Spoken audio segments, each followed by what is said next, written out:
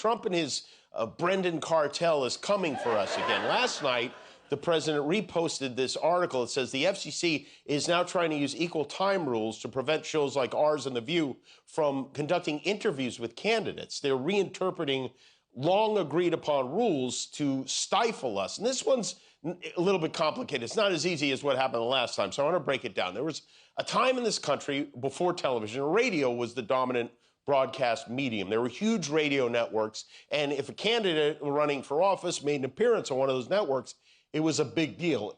Excuse me. It could give the candidate a major advantage over his opponents, which gave the broadcasters a lot of power. So in 1927, our government passed the Radio Act, which later applied to television, that required over-the-air broadcasters to give equal time for legally qualified candidates, meaning if you put one candidate on the air, you had to offer the same amount of airtime to all the other candidates. You know, it's not just Republican and Democrat. Sometimes there are 20 people from 20 different parties running for the same spot. And if you can't interview all of them, then you can't interview any of them.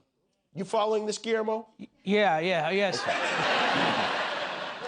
So in 1959, they came up with an amendment to exempt what they call bona fide newscasts and bona fide news interviews from the rules governing equal time, and that allowed ABC, CBS, NBC, et cetera, to interview one candidate without having to interview all of them, which mostly applied to news programs until years later when talk shows started having candidates on. In 1960, John F. Kennedy went on The Tonight Show. Bill Clinton, of course, went on Arsenio. And in 2006, Jay Leno interviewed Arnold Schwarzenegger when Schwarzenegger was running for governor, and the Democrat who's running against him demanded equal time. He said, I want to be on too. When he filed a complaint with the FCC denied his request. They ruled that Arnold appearing on Leno, this was a bona fide news interview, even though it was a talk show, and therefore not subject to those equal time rules. And that's how every talk show has operated since then, until this week, when Trump's little ferret in the FCC, Brendan Carr, who, as you know, is doing everything he can to shut us up, the easy way or the hard way,